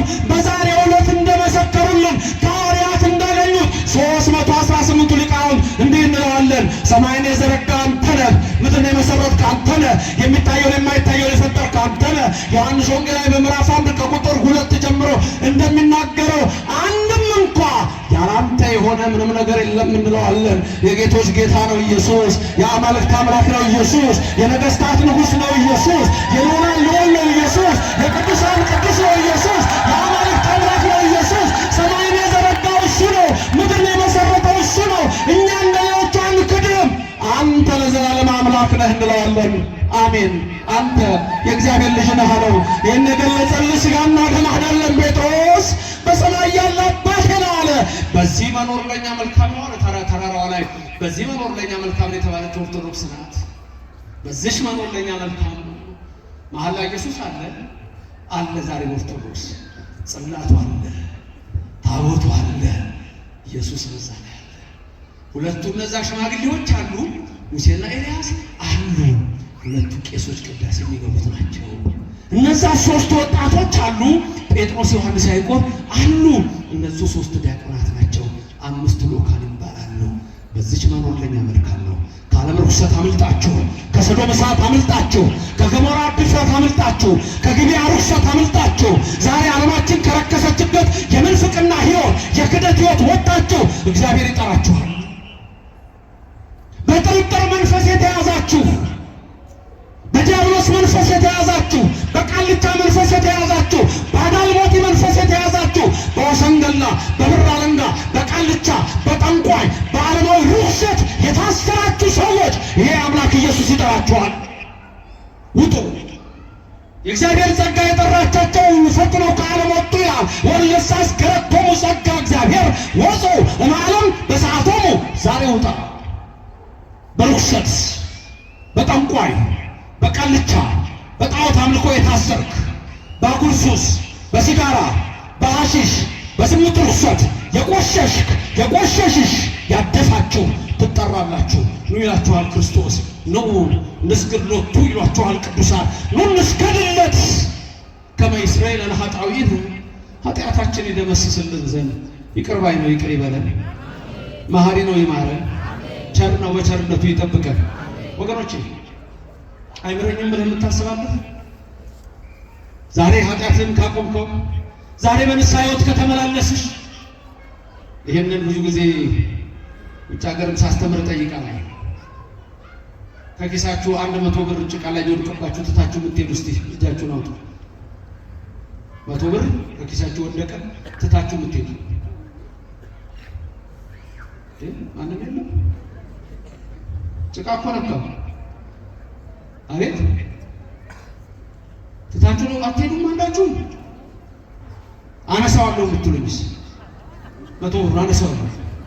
ጭቃውንስ ምን አደርገዋለሁ? ከዛስ ወደ ኪስ ነው አይደለም እንዴ? ለምን ገንዘባችሁ ነው። አንድ ነገር ልንገራችሁ፣ እናንተ እኮ የኢየሱስ ክርስቶስ ገንዘብ ናችሁ። ኃጢአት ይነካችኋል ጭቃ፣ በደል ይነካችኋል ጭቃ። ግን የንስሐ ሕይወት ህዝበኒ ዋንጻኒ ማጥያት የተከተፈኒ ቅድመ ገጸከ በላችሁ መዝሙር 50 ስትጸልዩ ወደዚህ ስትመጡ ወደ ቤተ ክርስቲያን ይቅር በለኝ ስትሉ እኮ የኢየሱስ ገንዘብ አደረጋችሁላችሁ። ማን የፈጠራችሁ ነው? እንደ ኒው ኤጅ ሙቭመንት ጠፈር ነው የፈጠረው ልትሉ ነው? እንደ ሎ ኦፍ አትራክሽን መሬት ነች ወይም ደግሞ አንድ ተራራ ነው የፈጠረ ልትሉ ነው? ማን የፈጠራችሁ? ጥሩት፣ ድገሙና ንገሩን። ማን የፈጠራችሁ? ይመስገን ለዘላለም፣ ይመስገን ለዘላለም። የእሱ ገንዘብ ናችሁ። የፈጠረ እሱ ነው። ምን ሆነሃል አንተ? እሱ ነው የፈጠረን። አንቺን የፈጠረ እሱ ነው። ኃጢአትማ ይነካሃል፣ ይነካሻል፣ ይነካናል። በንስሐ ሕይወት ግን ስንመጣ ገንዘብ አይደላችሁ እጥፍ ያደርጋችሁና የእሱ ኪስ መንግስተ ሰማያት ናት። ትልቅ ችግር የለም። ገነት ናት። ወደ ገነት ወደ መንግስተ ሰማያት ያስገባችሁ። ሁሌ የሚባለውን የምደጋግመው ነገር ልንገራችሁ። የምደጋግመው ልባችሁ ውስጥ እንዲቀመጥ። መጨረሻ ቅዳሴው ካለቀ በኋላ ዲያቆኑ የሚለው ምንድን ነው? እቱ በሰላም በአማርኛም ይላል አይደል? ወይም ካህኑ ምን ይላል? ወደ ቤታችሁ በሰላም ወደ ቤታችሁ ትገባላችሁ አይደል? ግን ወደ ቤታችሁ ግቡ ማለት መሰላችሁ? ስጋው ደግሞ ተቀበላችሁ፣ ቀደሳችሁ፣ አስቀደሳችሁ፣ ጸበሉን ጠጣችሁ፣ ተባረካችሁ። ከዚህ በኋላ ወደ መንግስተ ሰማያት ግቡ ማለት ነው። ድንግል ማርያም ማለት ደግሞ መርህ ለመንግስተ ሰማያት አለች። መርታ ወደ መንግስተ ሰማያት ታግባችሁ፣ ከልጇ ከወዳጇ ታማልዳችሁ። እግዚአብሔር ስሙ የተመሰገነ ይሁንልን። በእኛ ዘንድ ኢየሱስ ውበት አለ። በእኛ ዘንድ አምላክ ነህ። በእኛ ዘንድ የአማልክት አምላክ ነህ። በእኛ ዘንድ ሰብአ ሰገል እንደሰገዱልህ እንሰግድልሃለን። በሌላ አይሰገድልህም። በኦርቶዶክስ ቅዱስ ቤተክርስቲያን ርቲት ሃይማኖት ግን እንሰግድልሃለን። አድነን፣ ይቅር በለን፣ የመንግስት ልጆች አድርገን። እግዚአብሔር ይባርካችሁ፣ በስጋ ያበልጽጋችሁ። ያ ግን ስራን ስትጀምር እግዚአብሔር በእርዳታ ስጠይቅ እንጂ ቁጭ ብሎ አይደለም። በስራ ይባርካችሁ። አይችልም? አያደርግም? የዶኪማስ ጓዳ ትዝ አይላችሁ? ድንግል ማርያም አለች በቤታችሁ በልባችሁ። ታዲያ ምንድን ነው የምትሉት? ታይላችኋለች እኮ የእናንተ ነገር። ልጇ ወዳጇ እኮ ይለውጠዋል። የመረረ ሕይወት ያለ ይለወጥልሃል። የመረረ ሕይወት ያለሽ ይለወጣል። ኮምጣጣው ይለወጣል። በማ እግዚአብሔር ከሁላችን ይሁን። መብርሃን በልጇ አትለያችሁ። ፍቅሯን በልቡናችን፣ ጣዕሟን በአንደበታችን፣ ጸጋዋን በሰውነታችን ያሳድርልን። የነ አርዮስ ትምህርት ወልድ ፍጡር፣ የነ ሰባሊዮስ የነ አብሪናሪዎስ አንድ ገጽ፣ የነ አርጌንስ የነ ጄሮም ትምህርት ማዕረጋትና አብ ከወልድ ይበልጣል፣ ወልድ ከመንፈስ ቅዱስ ይበልጣል። ይህ ሁሉ በእኛ ዘንድ የለም። አብ መንፈስ ቅዱስ ትክክል ናቸው። ኢየሱስ አምላክ ነው። ኢየሱስ ፈጣሪ ነው። አሜን። ኦርቶዶክስ ተዋሕዶ ናት። ለዘላለም ትኖር።